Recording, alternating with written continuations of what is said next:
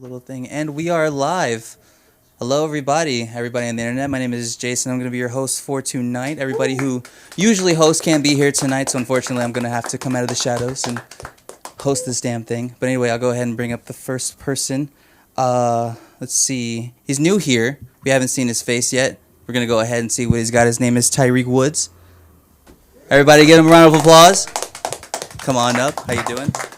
Very nice to have you. Thank you. I appreciate y'all. What's going on, y'all? What's going on? Yeah, man. I hate sexting. And the reason why I hate sexting is because I feel like I got to talk my dick up past its capabilities. Now, don't get me wrong. I'm a realist. I don't have trash dick, but I know it's not the best. Like, if I had a term to describe my dick, I would say I have what you call appetizer dick. You know when you go to the restaurant and you get the appetizer before the main course, it's like, my dick isn't going to leave you fully satisfied, but it's going to be enough to hold you over. Like, if the grass is greener on the other side, then my dick is like the bridge that you got to cross to get to the other side. It's gateway dick. It's good gateway dick, I like dating white girls. I love dating white women. Easy to manipulate, A lot of times, like, I fantasize about my girl trying to break up with me just so I could use the race cards, Like, Tyreek, oh my God, you've just been really, like, over-possessive and very clingy. And, I just think I need a little bit of space. Freedom. Freedom. Oh, you want to talk about freedom.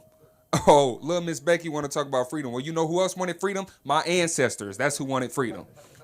I'll use it, race bait the shit out of her.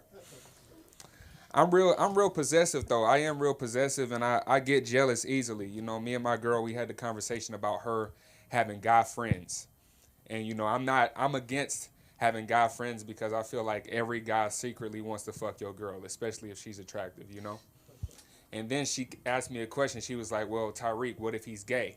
Look, if he's gay, he's going to have to suck my dick to prove it. I don't give a fuck.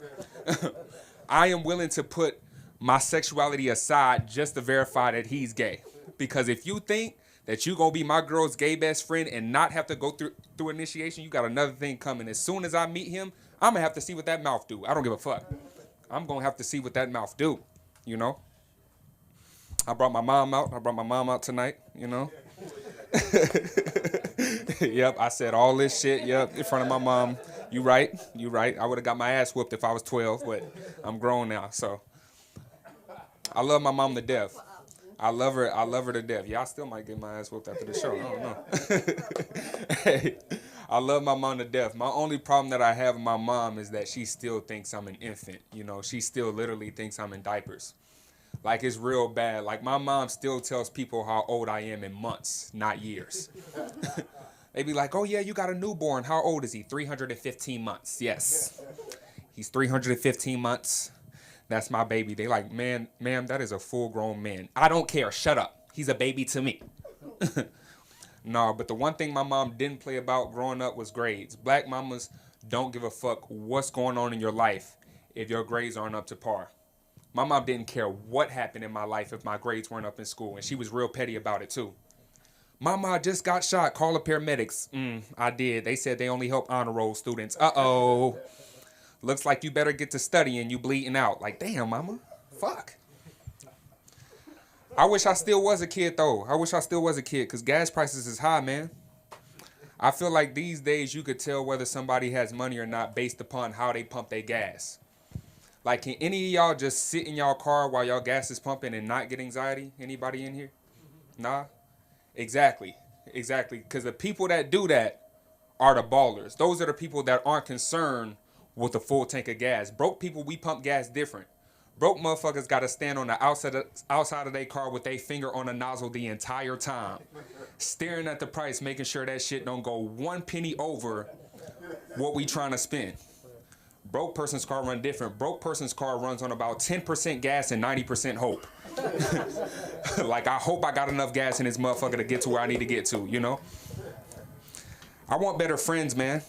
I want better friends. I feel like I wish as men, I wish we hyped each other up the way women hype each other up, Because women find ways to hype up their friends, no matter what the situation. It could be any situation. They will find ways to gas their friends up. A woman could be laid up in her coffin, dead, deceased, and her bestie gonna be standing right there next to the coffin like, yes, bitch. Look at you sitting there all lifeless, just unbothered, period. Heaven is about to get a baddie. They don't even know. You better strut to them pearly gates, okay?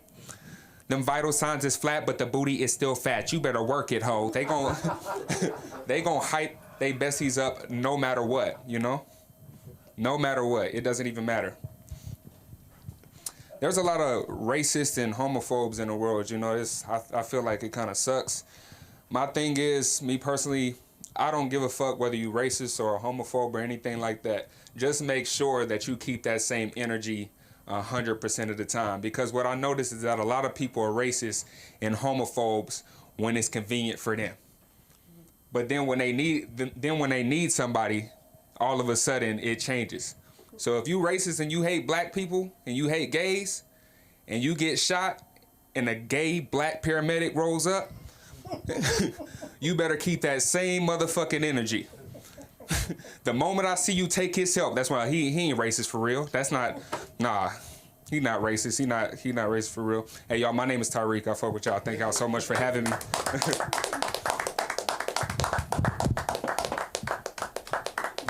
All right, one more time for Tyreek. Really good set. Very interesting. I would not be able to talk about my penis in front of my mom like that. Very, very interesting. But you probably. I'll be able to do it again. Okay, so this haven't happened before. No, my mom doesn't need to know that part of me. I just stay her precious little boy. Anyway, we're gonna bring up this next person. Let's see here on the list. He's a person who comes in pretty often. I like his comedy styles. Let's go, Mike Moody. Everybody, round of applause.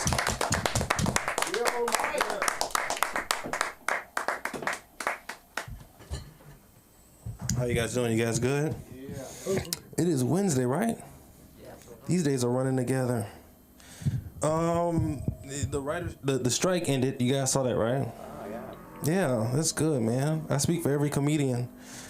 I can't wait to go back to being a background actor. Like, you know what I mean? I can't wait. Guy number 7 at the bar. It's gonna be great.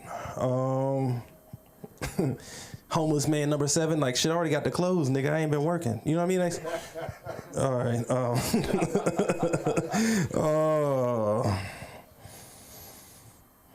How y'all doing? Y'all you got some balls to do some shit like that. I don't know. Even if she came by herself, I would be afraid to talk. Like, no, seriously. I really have this thing, like, when. I really do. I did this show one time and it was like these black women in the front and I was like, fuck, I'm not gonna do this shit. Like, you know what I mean? I got afraid. I don't know what I was gonna do.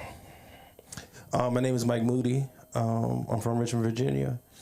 I grew with my grandparents, which makes that would be way scarier. But I grew with my grandparents. Growing up with your grandparents is weird. Growing up with your grandparents is the only time you get beat and then you ask them if they okay. You know what I mean? Like, are you all right? I hear you wheezing. You know what I mean? It's such a shift in the household to be grounded from television and the only one that knows how to work a remote. Like, you know what I mean? Like, turn to the TBN. I'm like, I don't know what the fuck is going on. Like,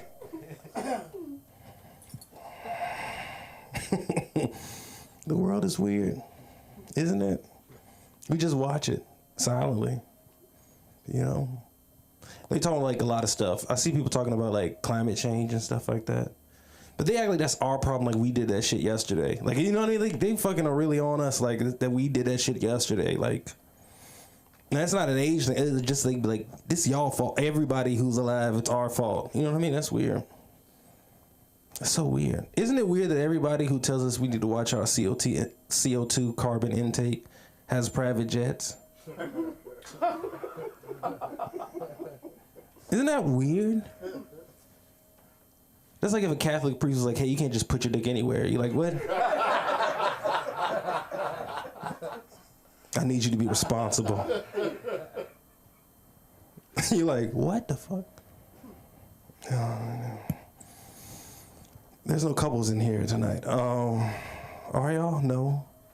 Not really, just a couple of people who came in the car together. No, that throws off the couples jokes. being a couple, like the relationship stuff is hard these days. You know what I mean? I've been paying attention, especially as a black man. It's really hard. There's stuff that we don't demystify and like really talk throughout, like, and figure it out. You know what I mean? Like, we have people, we just assume. You know what I mean? Like most black, like most, not even, it's not even black. Most women think that men don't want to go out and do stuff, like don't want to go out and do stuff with them. You know what I mean? That's the normal consensus, and that's not the case. It's like by the time they get ready, we don't want to do it anymore. Like that's, you know what I mean? It's like it took you an hour and a half for us to get ready to go to Target. Like, you know what I mean? Like, you could order this shit on Amazon Prime. It would have been here by now. You know what I mean? Like, you wasting time. I don't know. I watch a lot of black podcasts. Those divide the black community a lot. Have you noticed that? They do. That shit destroys the black family. A black podcast. Bitches ain't shit. Niggas ain't shit. You know what I mean? Like, that's all it is. I don't know what's worse, a black podcast with black men, or if slave owners had a podcast. You know what I mean? Like,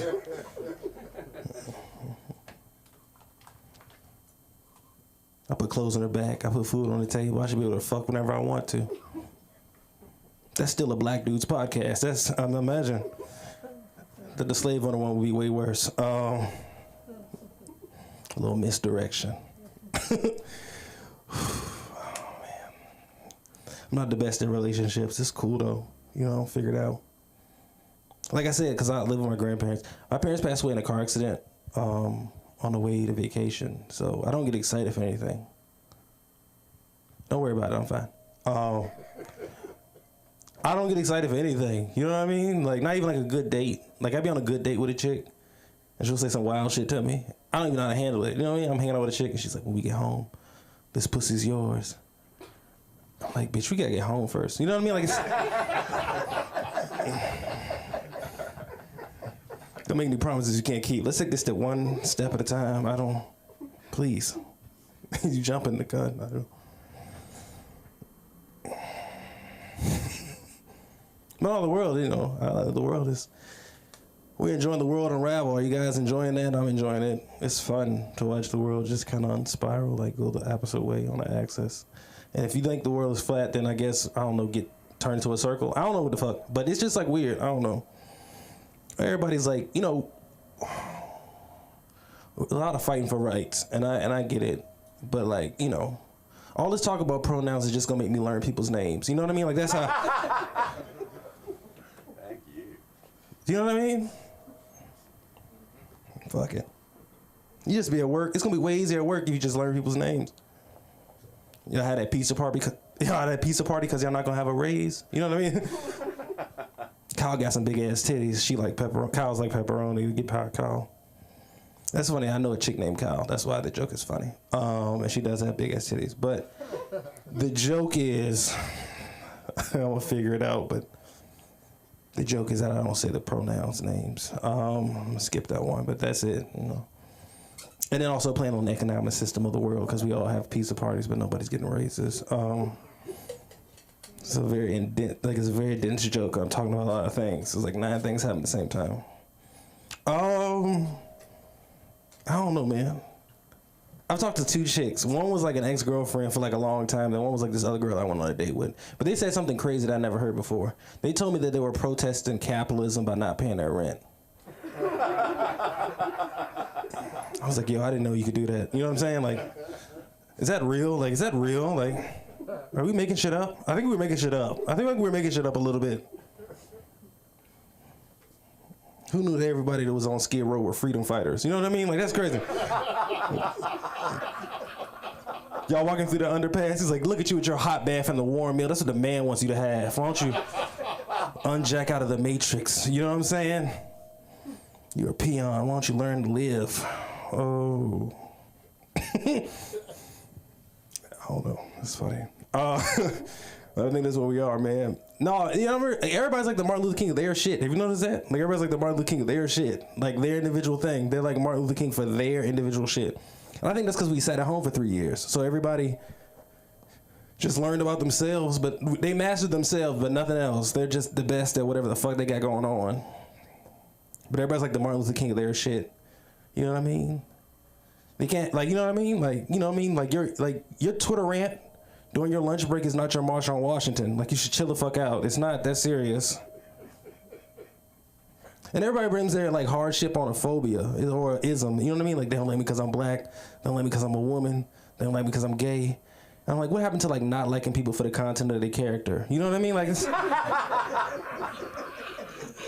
I felt like that's what he died for, right? That was like the real reason he died, right? Don't rally me up if you a piece of shit. You know what I'm saying? I don't have time for this shit. I don't have time to like get up and like protest and not go to work if you a shitty person. You know what I mean? That even goes to black people. Some of my friends, I be seeing that shit in like Twitter page. My job is racist. I'm like, yo, you fall asleep at your job, bro. Like, that's, if your boss won't call you a lazy nigga, I will. You know what I'm saying? And I don't work there, so you won't be able to get any money. You know what I'm saying? Fuck. I'm gonna say black people. That sounds like I sound fucked up, but it sounds like I'm making it sound like black people are not tolerant. Like, black people, we're very tolerant. We're very tolerant. You know what I mean? We very tolerant. You know what I mean? You know how tolerant you had to be in the 1940s, 50s, 60s last week? You know what I mean? It's so much fucking... You know how tolerant you have to be to watch a Southern Baptist Burning Man happen in front of your front yard? You know what I'm saying? You like, as long as they don't come in here. You know what I mean? I'm all for freedom of expression. And I did the jokes about pronouns earlier, but I don't know, that furthers the stereotype that black people are homophobic, and we're not. We just got terms and conditions. That's what I've noticed. We just got terms and conditions. Like, they talk about, like, you know, trans people reading books to kids in libraries. We don't ever be in those conversations. You notice that? We're never really there. We have personal consistency around ourselves. Like, we know exactly what we allow to happen around us. Like, the only time a black parent allows their kid to be entertained by a drag queen is when it's a Tyler Perry movie. Like, that's the only time that we let that shit fly. Thank you guys so much.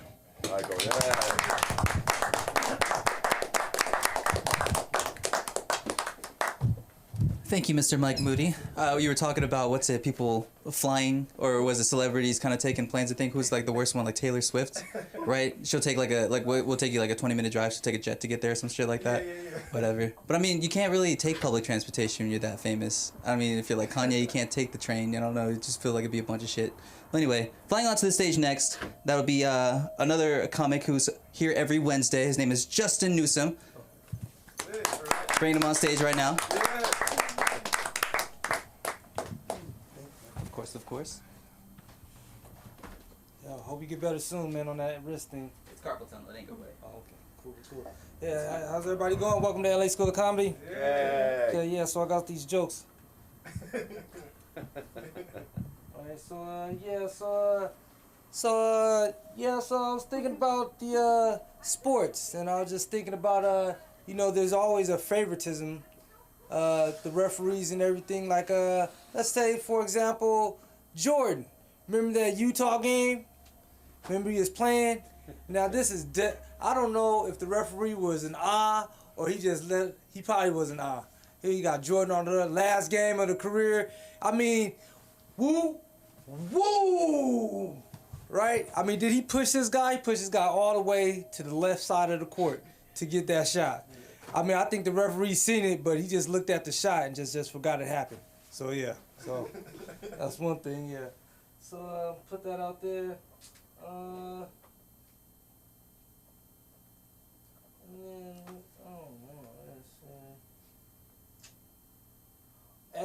Yeah, so about that whole little series. Now, I don't know about you, but my personal opinion, I think Isaiah Thomas is the biggest hater. He just hated on Jordan the whole game. That slick talking guy, he from Chicago, he a slick talker too. He'll make it seem like he'll say something like, he a slick talker, this is a slick talker. He'll say something, you know what, he may have had 35 points, 60 points a game. That's all right, he's cool, he might have been like that, but he'll never be like me. You understand? And you see how he say that? It make you believe that too, right? Even though he got a defensive player, MVP, he'll come up and he'll be like, nah, see, and I see in the podcast, and I'll be like, dang, man, can you just let it go? Could you imagine if he was a part of the dream team? Oh, man, that would have been all bad. Chemistry would have been all messed up. Nah, see, what you need to do, man, is you need to listen to me. because I'm the best player on the court, and it just seemed that you got a problem, man. Look at you, you're all riled up. I can see it now, right? I got this whole little ski. You can see I've been paying attention. So, yeah. So, you know, if you out there, man, just get it. That is a prime example of who not to be when you playing. Just letting you know. All right, let me see. Let me see. Something else.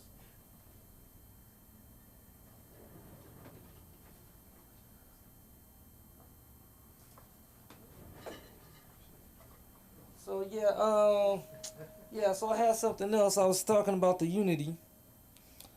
So so I never understood everybody, the contradiction of humanity right now, right? Everybody talking unity, right? But everybody's not getting along. So what's up with that? You understand? So and then when did that happen? For example, right? We're kids, right? You raise your kids, right? You raise your kids to do the right thing, right? Supposed to grow up. Hey, if you go to the store, buy something, right? Don't bomb something, right? So I'm just things like that. And then in high school you play sports. You may even get a little fight or anything like that. I don't think nobody's gonna pull a sword out or anything like that, right? Right? People gonna come, and then at 25 you go to college and you learn it. Hey man, you know we're all one person. At least that's here, right? I don't know. Cause this is a melting pot here, but it just seems like during college days you learn to get along with everybody, and then when does all that just fall apart? Yeah. You understand? Like where's the great divide here to where it's all like, you know what? I just want to annihilate you all. Right? So I'm just like, let's get it together. There's a mental illness here. Ritalin is not working.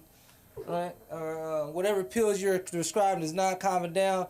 And so, you know, if you're in college right now, get it together. Don't hold a 50-year grudge, and go to war with somebody. So so that's one thing I was thinking about. And let me see. I hate this.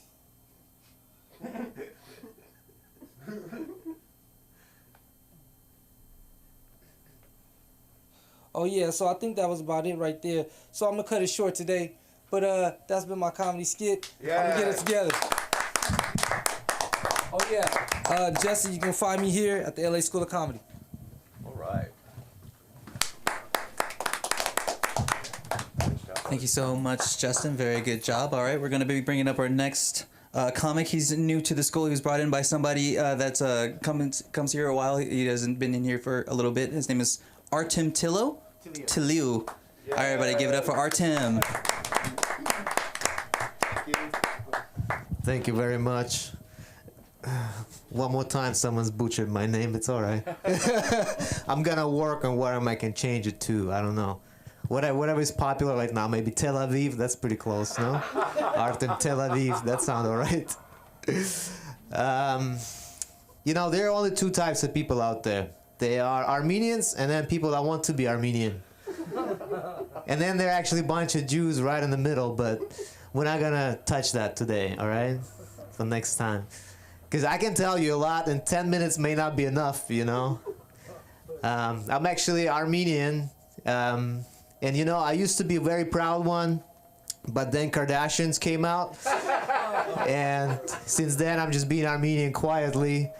But I've been patient, I've been waiting for that shit to be over, you know, and now I realize it's not coming to an end. It's not nowhere near in sight, because I figured more babies equals more episodes. So my life is not gonna change anytime soon, looks like. I have another situation that I'm in. I'm also from Russia. Yeah, born and raised over there. I lived there for 20 years, but I don't recommend it. And I don't want to give nobody a wrong idea about Russia, because Russia is great. It's just not great for everybody, you know?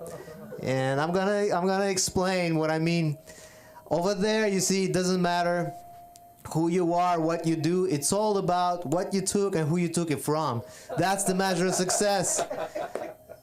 That's why I'm saying it's good, but not for everybody, you know? Yeah. Russia is an interesting country. I figured, you know, nobody's gonna be here from Ukraine to represent, but I have a message that doesn't just come from me, it comes from all the Russians, you know? Russian people don't want Ukraine. We don't even want Russia. If we are taking another country, why does it have to be Ukraine? Why can't we pick a good one? Come on. We already have a lot of Ukraine in Russia, you know? And even if we had a little bit less, it would still be plenty. And we don't need any more. Ukraine, you can keep it, all right? We don't need you. That's when you see the difference between what people think and what, you know, who knows what else thinks. But that doesn't matter what we think, because we don't run the show. You know what else Russian people don't want? Oh, before I go there, I want to mention, why do we pick a bad country? Why do we pick a good country, like maybe a Finland, you know, somebody you can learn from, right? Like those guys are always, it's cold over there, you know, it's familiar. And Finnish people don't use vodka to stay warm, you know, they figured it out. They just use heat. That's genius, right? So in Russia, we don't have to get shit-faced either, you know, we can just turn up the thermostat and, you know, that will do the job. It will keep you warm. You know, it may not be as much fun, but it will do the job. And don't worry, you can blast that shit because there's so much gas in Russia, it will never run out. You know what's worse than a drunk Russian man? Is a drunk Russian woman. If a drunk man is just a disaster for the neighbors, a drunk Russian woman is like an apocalypse for the whole neighborhood. And I know it because I've seen it, you know, I've seen that shit unfolding. And if there are two of them, two drunk Russian women, and they're like collide at the same speed somewhere, that's like Big Bang 2.0. You don't want to be anywhere near that. Yeah. What Russians don't want, what other things Russians don't want is, Russians don't want to die for their country no more, you know? But nobody's willing to do that, you know? Nobody wants to die for their country. People are willing to risk their lives, like in front of the stupid camera phone, but nobody wants to die an honorable death.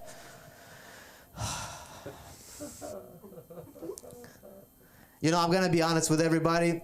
When I first came to this country a long time ago, my original plan was to destroy American economy and come back home a national hero. But after living here for a few years, I figured, you know, this is what Democrats are doing. And it doesn't look like they need my help. They're doing a good job. So I'm just, you know, I just stick around and watch the show. And, you know, the show is good. It's a pretty good show.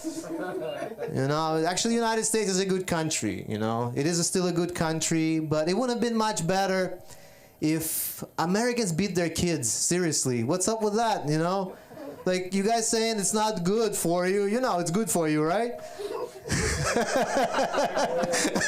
Because your mom is here, you said she whooped your ass when you were 12. You see, you grew up a decent man, you know? But it's good for you, you know? The whole Europe is doing it, and it works out great. And you guys say, like, it's no good. That's how we're falling behind, because those guys, they're whooping ass, you know? You want to make a difference in someone's life, like you really want to make a difference, you whoop that ass, you know? They will never be the same again. And you will make them better, trust me. You'll make them better. You know, my parents, they were born in Soviet Union. And everybody who grew up in the Soviets, they had their asses whooped all the time. It was just the way of life, you know? They raised strong, hard men, because otherwise nobody would make it. You know, it started at home, then continued in school. They even had like special equipment to beat your ass. And then in the end of the day, you get a little more just to make sure that the other two didn't go to waste, you know? From very young age, they were teaching kids, if you do something wrong, somebody's going to come over and hit you on the head. And that didn't end. The only problem is that didn't end when you grew up, you know? That just the stakes gotten higher. So I guess that's why the shit fell apart, you know? Because by the time I was like 6, I was, by the way, also born in the Soviet Union. That's how old I am. By the time I was 6, the curtain was raised, you know, the democracy came, so no more whooping sticks, nobody makes that a priority. So I didn't really get all the benefit of the Soviet educational system. And my parents didn't beat me either. Well, my dad hit me one time, but I really earned that shit. Yeah, but they really didn't beat me, but my grandma did for them, you know, and she did a really good job. She was so good at it. You know, where I'm from, they say if they beat you, that means they love you. So she really loved me. She fucking loved me. And, you know, she had a bunch of other kids before, you know, and she told my mother, like, I don't know, like, all these other kids were taking the beating well, but this is the only guy who fights back, you know? I was like, what am I gonna do? This is like a survival instinct, because she's like throwing heavy leather, you know? But she had like 7 other opponents, and I'm just making my debut. Come on, I'm gonna come up with the best game.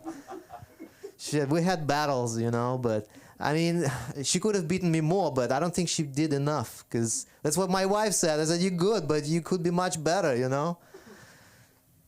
You know, sometimes she would even hit me for no reason. Like, bam, ow, what was that for? I didn't do anything. And she's like, of course not, but who said life was fair? So I was already a wise kid, you know? Sometimes it takes people a lifetime to figure out why life is not fair. They get fucking surprised. I already knew when I was a kid. Yeah. But she should have beaten me enough, seriously. She should have done a little more. She loved me way too much, you know? I think it's crazy, like, I was like number 8, and usually parents or grandparents, by the second child, they already give up, you know? Like, oh, you know what? Let's just leave the other ones alone, see what happens to those. Yeah, plus the other 2 took all the fucking energy. You know, she put salt in my mouth one time. Yeah, that's the worst. If you never experienced that, this is worse than ass whooping, because that burning sensation in your ass just wears off, right? You can kind of walk it off, you know, spray some cold water. But if somebody puts fucking salt in your mouth, you can't walk it off or wash it off. It penetrates your mouth, dissolves your tongue. This hurts down to your soul. You know, whatever she taught me that day, I remember it so good. I never call that bitch again. I never call her a bitch again. That was the first and last time. Yeah. But my dad hit me one time, though. He hit me one time because I deserved it. I said, Dad, let me borrow your car. And he said, no, go walk. So I rolled it out of the garage quietly, and I started outside. And when I was coming back home, he was already standing outside the garage door waiting for me, you know? Like, I knew what's coming because his mom also had the same fucking look before I got my ass whooping. So I come out of the car, he fucking punches me in the chest. And I go, Dad, your mama hits harder. He said, I know, son. Thank you very much. My name is Artem Tiliyev.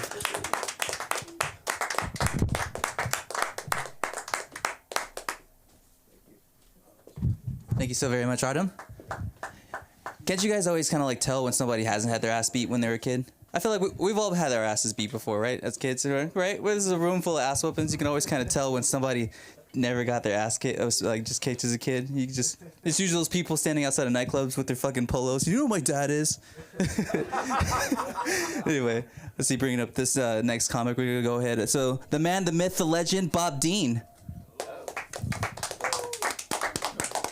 Well, thank you. It's a little taller than a I love string cheese.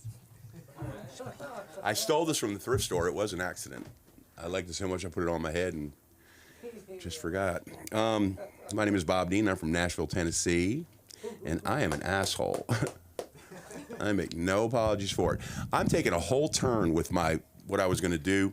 I'll get to that boring stuff later, but I'm going to talk about my neighbor Art because, first of all, he's a natural. You're hilarious, dude. Art and I have been neighbors for what, 8 years? No, Maybe 5. Well, the point being is that, man, I can't believe that you and your lovely Evelyn have put up with me for so long. We live in this garden building. It's one of those, it's called a dingbat building, which I read in the LA Times about a year ago.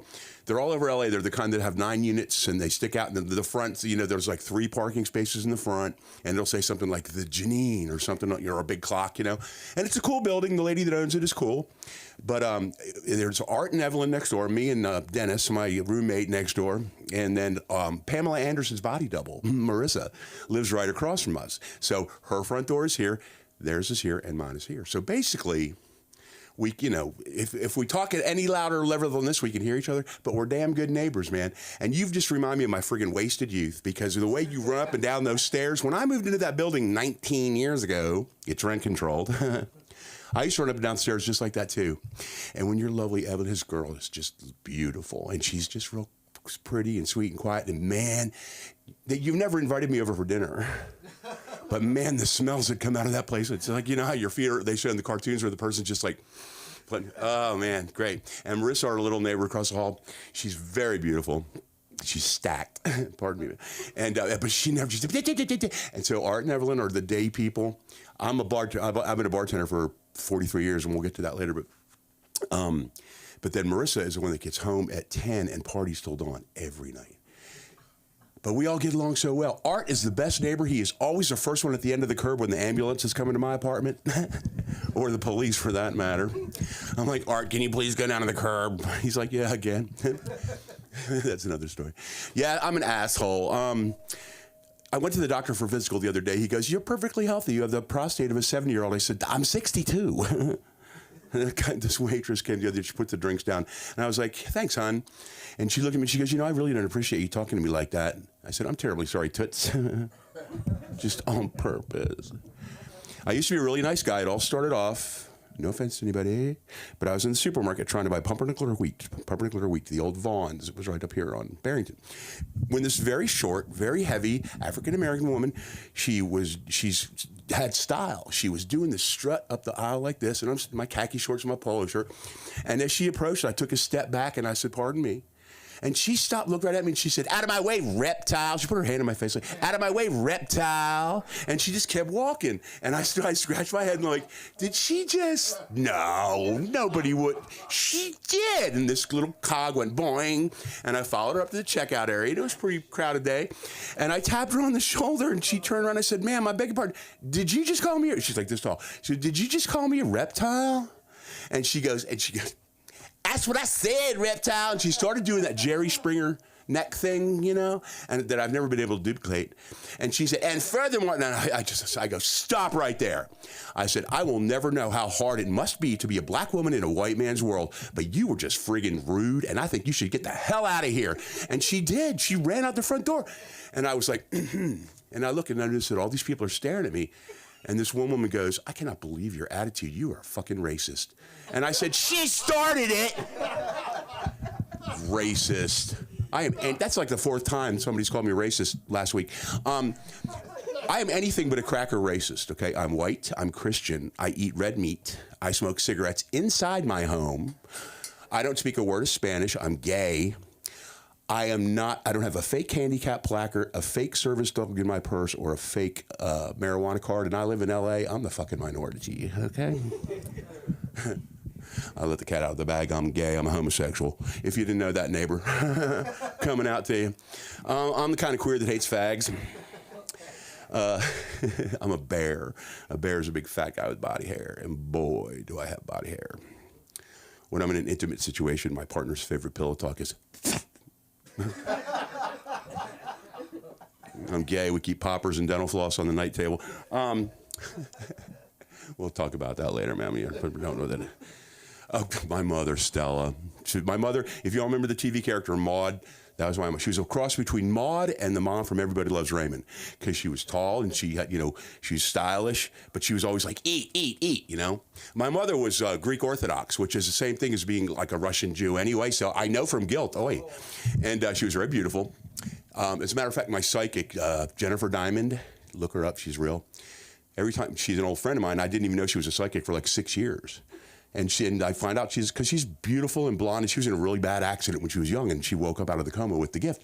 Anyway, so every time we're hanging out having a drink or whatever, she goes, oh, your mom's here. And I'm like, oh man, really? The first time, she goes, yeah, your mom was beautiful, or she is very beautiful, because I guess in heaven everybody was about 30. And I go, yeah, she's pretty hot. I said, my dad was real handsome too, just skipped a generation with me. I got the hair from my grandfather, thanks. But at any rate, so she goes, yeah, she goes, she's very beautiful, she's very happy-go-lucky, and she's with you all the time. And my first thought, split second, was I'll never be able to masturbate again. Sorry about that. But yeah, so she's with me all the time. As a matter of fact, according to my psychic, the last time my mom popped in, this is how Jennifer describes her. She's very beautiful, and she's doing this. And I'm like, yeah, that's her Vincent and Hedges, which is what killed her. But my mom, Stella, she was so cool. She had these cat eyes. This is 1969, even before anybody in this room was born, except, well, maybe you and me. were born, but we were just little kids. Because my mother had these tortoiseshell cat-eye sunglasses with a big old green Bonneville station wagon, and there'd be 9 screaming Cub Scouts in the back of that car with no seatbelts on. And she'd have the windows rolled up, smoking that Benson and Hedges. Sit down back there, you know? It's not unusual to have fun. But I digress. So anyway, where was I going with that? So the supermarket, cracker racist. Anything but a cracker racist. Let me tell you something. I've been a bartender for 43 years. Okay, give it up. I'm the guy that either you're young and drunk or you're old and drunk, or let me tell you what, Karens come in every color, ladies and gentlemen. This whole thing about them being white middle-class women with attitudes, fuck yeah, they're out there. But also black women, Asian women, Persian women, Hispanic women, they can all, listen, guys are easy. Like, I've worked in every kind of place from 5-star dining to where they will kill you over a pool cue, all right? Right now I work at the Mosaic Hotel in Beverly Hills. It's really cool. Come by sometime, bring your lady, I'll buy you a drink. It's this tiny little boutique hotel. It's groovy, but I digress. Anyway, so it's crazy. Guys in bars are easy. Shot in a beer, gin and tonic, rum and coke, martini. Ladies, love ya. But when you pick up that handcrafted cocktail menu, my left eye starts to twitch. And I'm looking at all the other patrons at the bar, and I'm like, she's going to order something from the Bahamas, and she's going to hate it. And then what did she say? I had a drink that was made with rum. And I'm like, cucumbers and mint, right? She's like, yeah. So I muddle that shit together. She takes one sip. She goes, this is what I thought it was going to be. I'm like, of course not. It's nauseating. Women in bars, white women in bars, at least in Beverly Hills. I've been in Beverly Hills for 20 years. I'd like to taste every one of your 26 wines by the glass, because we've recently been to Napa. And I'd like something that's earthy, plummy, jammy, and cheap. Black women in bars. I can't taste no alcohol in this. I'm serious. Asian women, they just take pictures of food. They never order any booze. And Hispanic women, oh my God. Back to that, you know what? Bartending is great.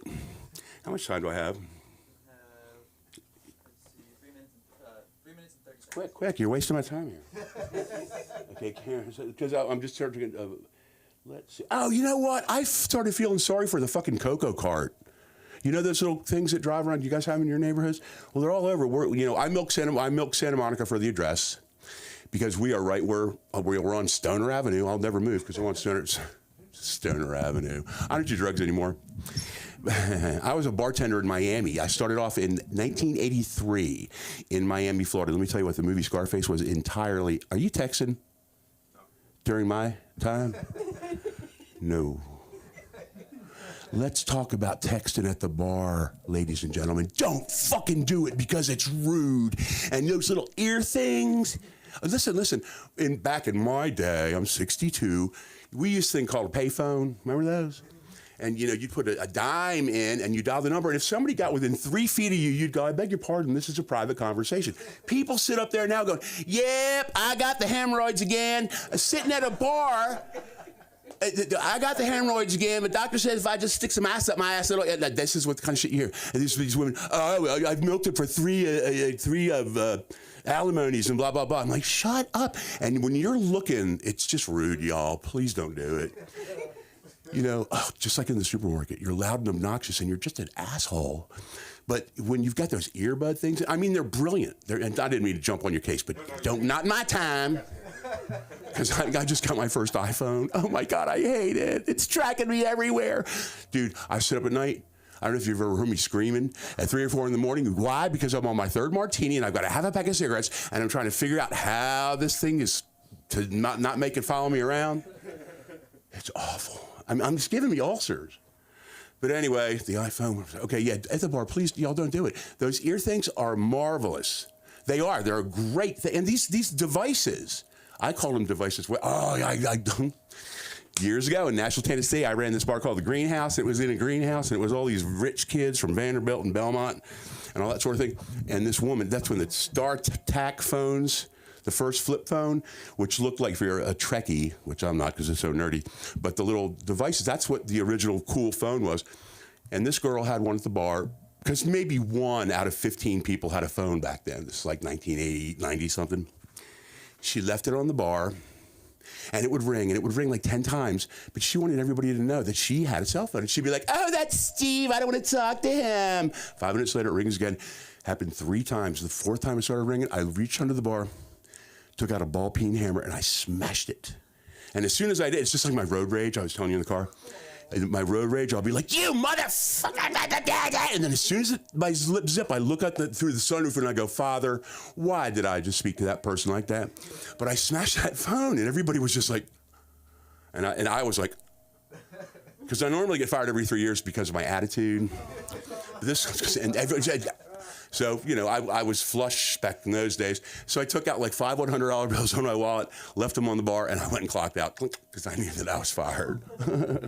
But it was one of my shining moments. But don't sit at the bar talking to your girlfriend or your mother or your therapist or whatever while you're looking at the bartender. Because, you know, we don't see those things, and we think you're going... So we come over and, like, I've had people go, I'm in the middle of a conversation right now. I'm like, what can I get for it? Don't do it. Anyway, let's see. What else I'm going to run that up with? Usually, you know, when people have a couple drinks in them, I'm a lot funnier, just so you know. Oh, yeah, the cocoa carts. Those little things. Man, there's a homeless encampment on Olympic. And this poor little cocoa cart didn't know what to do. I felt so bad for it. It was like in the middle of the afternoon, and it was backing up and going this way and backing up and going that way.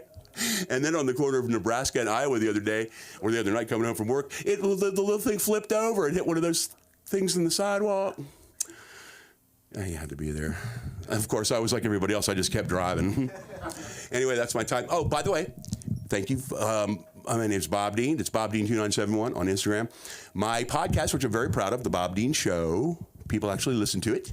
It will be live tomorrow at noon. It's on LA Talk Radio.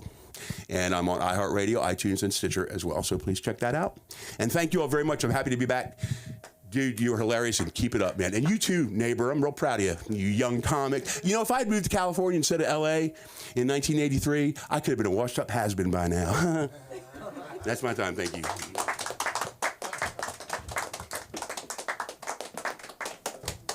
Thank you, Bob Dean. Isn't it crazy where the world is going now? Where like white people are getting profiled and shit. Everybody's racist, just so you know. I love you, but if we put up a lineup where it's like 7 people and it's like pick out the racist, you'd probably be top 3. If I didn't know you. I foster cats. I have 5 at home right now, 3 of whom are black. Well, yeah. I mean, looks can be deceiving. Girls think I'm a fuckboy, but I'm really just a nerd. I'm such a nerd. Speaking of which, this next person definitely has more sex than you. Bringing up Kenzie Foster. Hey, thank you. Yeah. Sometimes, yeah. It's been a slow month. Yeah. Man, I'm just gonna talk about kind of what's going on. Maybe tell a couple stories. I don't really feel like hitting too much material this time. Man, I'm moving soon. I'm moving in 16 days. 2 weeks. I'm getting my own place in WeHo. First time I'll be living alone. Yeah, I'm excited. I can't wait to jerk off on my couch. You know, I already do, but now it's gonna be without fear. Yeah, I feel like that's gonna feel nice. Yeah, I get to pick up my own mess.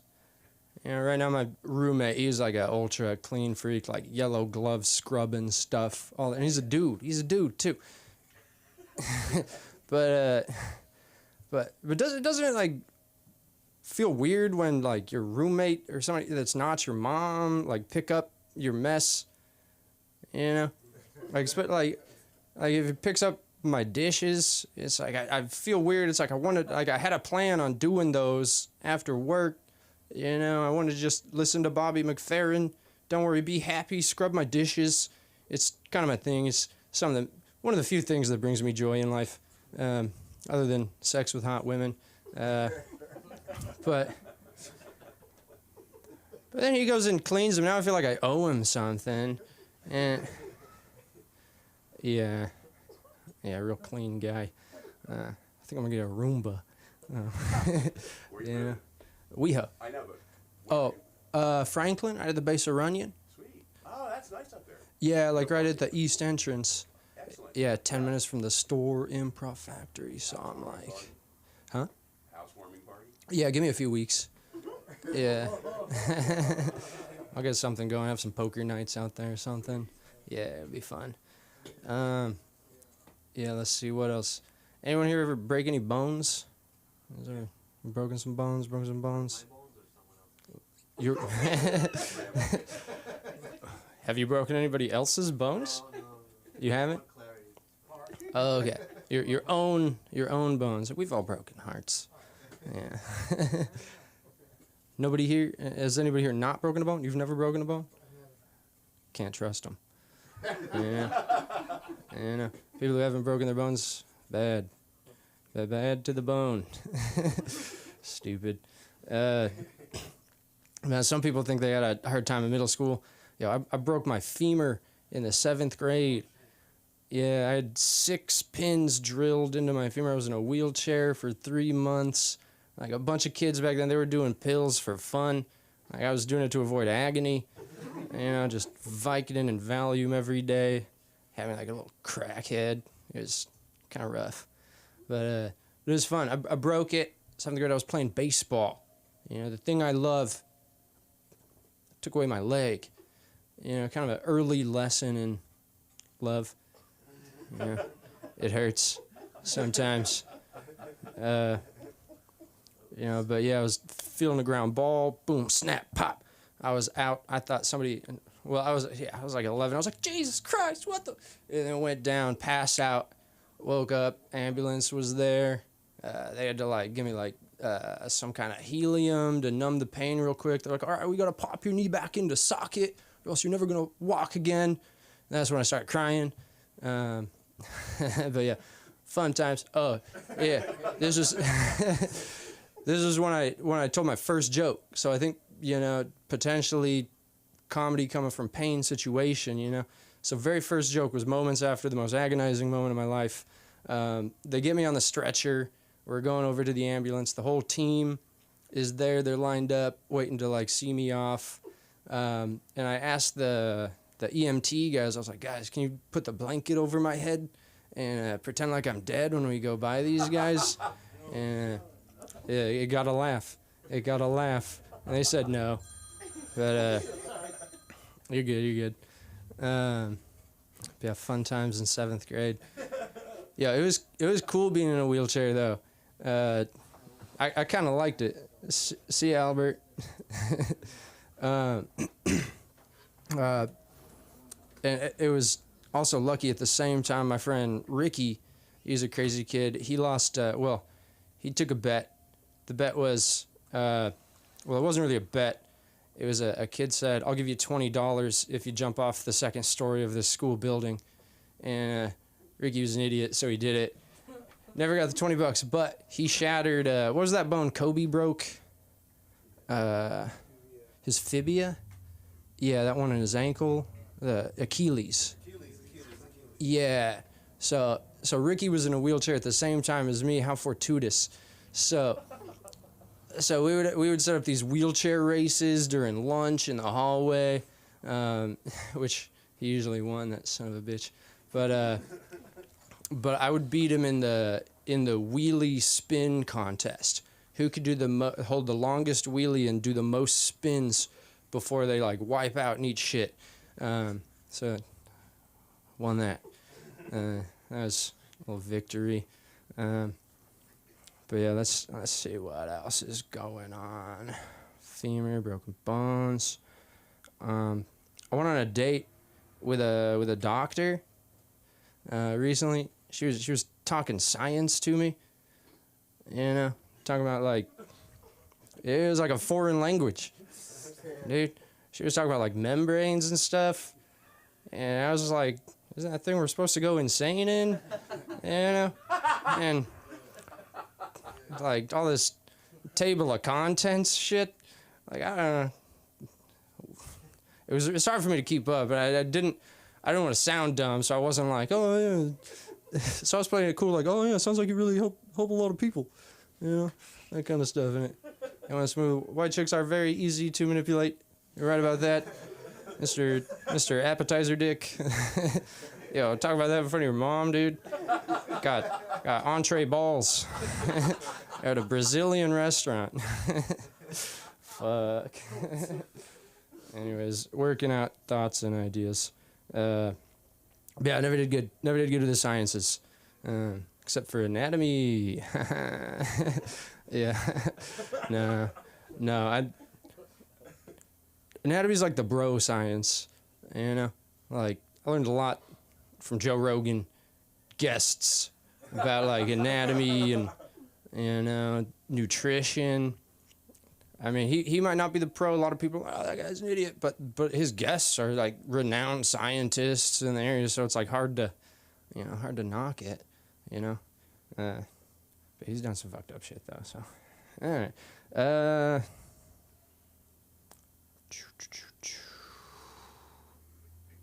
I could.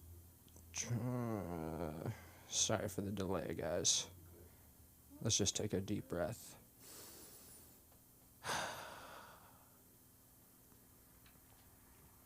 I don't want to do my material right now. Okay, let's think of another story.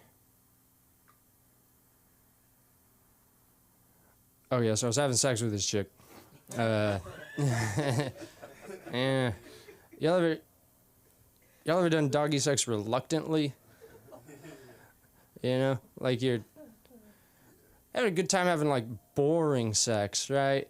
Like, you know, you're on top of her, she's on top of you. Like you're having a good time. That's where I'm at. That's like my favorite. You know, just like the boring stuff. And this chick, she asked me to do doggy.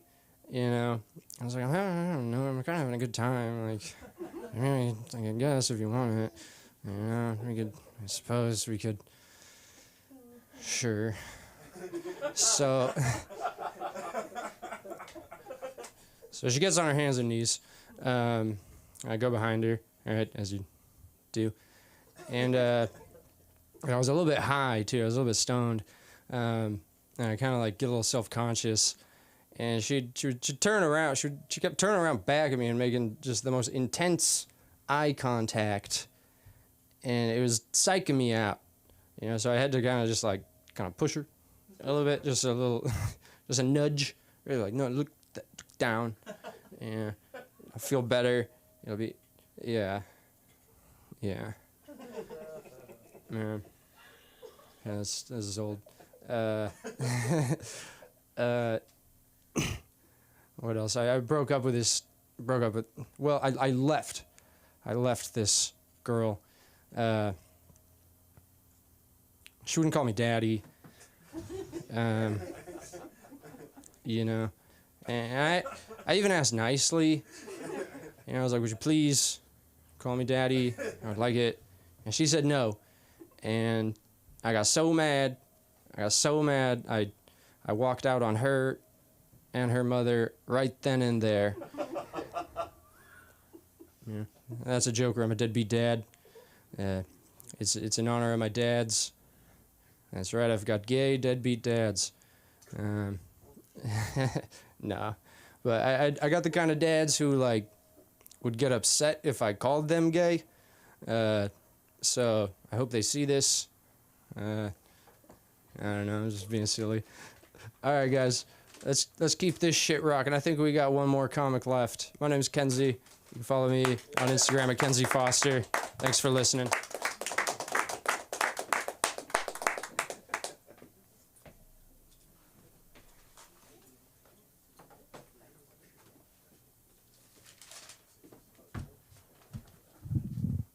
One more time for Kenzie, everybody. The stories, told you guys, definitely has more sex than all of us. Bringing up this next guest, he had a sudden change of his name. He took home his plant and brought it back to life, or our plant and brought it back to life. How nice is that? Yeah. So, you know, round of applause for that, making sure that this whole place is nice. But coming to the stage, Rosie. Yeah, Albert Rosie. Albert Rosie. So sorry. That's my name for tonight. Thank you so much. Of course, of course. Yeah, you just leave it and stand off rabbit. So, excuse me very much. What did I want to talk about? What did I want to talk about? Well, I have notes. So, Joe Rogan. Joe Rogan. I remember Joe when he lived here in L.A. Oh, by the way, my name is Albert Linton, and actually my real name is Albert Nathaniel Arthur Linton. I don't use it because the initials are ANAL. Okay, so that's anal full of slow folks. If you are spelling it in your head right now, you're one of the slow folks. Welcome, slow people. It's always good to have you around. We know you're not out causing traffic jams and shit. If you're in here, slow ass. Slow. Anyway, stem cell, what is it? Stem cell regeneration? Is that what it's called? Yeah, and one of the sources where I got information on stem cell was Joe Rogan's podcast. I used to listen to it quite a bit. Not a lot. I'm too old for podcasts. Seriously, I'm older than radio, so you got to have a drum beat to communicate with me on a long term, because I get bored very, very quickly. Anyway, it was one of the things I used, and I want to say that the whole stem cell regeneration thing, that's a fairy tale. And I'll go on record after having spent $8,000 on that particular type of self-improvement, and it did absolutely nothing for me. So now I think the cure to my arthritic knee, as it were, is more sex. That's it, right? See, I learned something in these last 29 years I've been alive. And if you buy that one, I got a bridge I want to sell you in Brooklyn. 29 years. That was like yesterday to me. Anyway, so I don't, one thing that did work, though, from the same clinic that gave me the treatment for the stem cell regeneration thing that didn't work, one of the things that did work is I lost, their diet program took a whole lot of weight off of me. Really, I was really huge. I was huge. At one point, I weighed 250 pounds. Which would be great had I been muscular, but I wasn't. Okay, I was like a bigger version of the fat slob that you see right now. Only this slob weighs 170 pounds, and the other slob weighed 250 pounds. So I was telling my trainer the other day that I don't work out unless I pay someone to work with me. I ain't doing that shit for free. I ain't doing it by myself. To hell with it. That ain't paradise. I mean, it helps, but come on, you think niggas in paradise, you think they're lifting weights and worrying about how they looking and shit? Nah, they're in paradise, baby. That's where no shit like that. You guys know about paradise, right? Y'all don't? I dated her for a while. She usually hangs out at, she's popular in most of the strip clubs. So if you ever go to, like body stripping clubs. And, okay, let me change that, move on. So Joe Rogan is a cool dude, man. His partner is, one of his partners is Tony, right? You guys know Kill Tony? Yeah, I did his podcast one time. I think I'm on episode, what the hell is this nigga talking about? Just look for that one. No, I don't know that. No, seriously, I did a, back in the day when they first started it, not when they first started it, but before they moved to Austin, the shows would start with a 60-second spot of stand-up comedy, and then they would do the roast battle stuff. So I did, because I'm old friends with Brian Moses from San Diego, he hooked me up with a spot there, so I did that 1-minute spot. It's recorded. And but I don't believe Joe Rogan was in the audience. I know Tony was, because it was Kill Tony, that show. And I know Red Band was in the audience, and a couple of other people. It was a killer spot. I've never been more nervous in my entire life. It was nerve-wracking, because that was my first actual live performance at that theater, at the Comedy Store. Which is a famous theater, right? You guys all know that, right? Yes, we do. This is like stand-up royalty out here. This is it, right? This is a shame, isn't it? Why the hell am I doing this? Why couldn't the Mecca be Hawaii, Why couldn't, some tropical island somewhere? No, it's in the most crowded city that I've ever lived in, Los Angeles. So anyway, I wanted to work on this. So most men don't like to shop, but I do. Most men think shopping is for women, and right? How'd that go? Most men think shopping is for women, but I don't know. I like to do things that women do. You know why? Because there are women there, and I like women. I'm not a womanizer. I'm not. I'm a true blue guy. I am. However, I have been married 4 times, and I'm looking and searching diligently for wife number 5, who will soon be leading me to search for wife number 6. I know it's going to happen. I am looking forward to it. This time I intend to ride that trend. Don't apply unless you got a lot of money. That's all I can say. You know, what was that old song? Nothing from nothing leaves what? Thank you, right? You got to have something. If you ain't got nothing, keep stepping. What else was there? Anyway, man, what was the 15 minutes? What was I talking about? Okay, so on a serious note for a second, you can see me as an actor on HBO All Black on the show Lace, L-A-C-E. I'm in last part of season 2. Thank you. Last part of season 2 and all of season 3. Yeah. So yeah, check me out. You know, and as you know, it really pains me to say this, but because he's fallen out of grace here for a while, Will Smith has a new movie coming out too, so you can look for me in that one as well. Oh wait, I'm not in that movie, but you can look for me if you want to. It's, I mean, what's wrong with looking for me and saying, you know what? That ain't no guy. He's not in that movie, man. I didn't see him. I was looking for him. He is not in that movie. So, you know. So anyway, but look for me there. Notes on per screenplay. I don't know. I was trying to write a screenplay. So. I admire writers. I seriously do. It's hard. You guys ever heard of Joe Tex? Oh hell. See, I know you did. You? Joe Tex? No. Okay. All right. Joe Tex was a popular 60s, I think, 50s and 60s. Yeah. Late 50s, 60s. What would you call him? Blues singer, rock and roller. Early days of rock, pre-rock and roller, but definitely an influence on today's. He was great. Rock. Yeah. One of the songs he wrote that became popular was called "Who's Making Love to Your Old Lady While You're Out Making Love." Okay. All right. That's Joe Tex.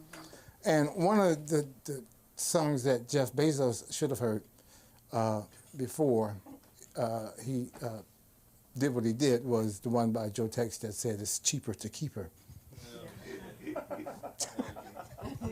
It's cheaper to keep her. Poor Jeff. He got some bad advice. He should have talked to me. I'd have hooked him up with Joe Tex. He had everything he wants. Okay. All right. And do I have anything else I want to talk about? Yeah, that plant came back. It looks a lot better now because it was all flopped over yesterday. So I took it home last night and put it on my balcony, on my patio, gave it some water and, you know, misted it. And it came back. Oh, yeah, it looks good. So I'm glad I was able to do that. That means that my day wasn't a total waste. I can say I did something other than beat off. You know, I'm saying my entire day was not occupied with me holding on to my wiener. That's all I'm saying. I did some positive stuff. Yes. By the way, you can find me on Instagram, Albert Linton Comedy, and you can also check me out on Lace, like I said. Hell yeah. And if you want to see me sooner than that, I'll be hanging out around the dumpster. Yay. Thanks a lot.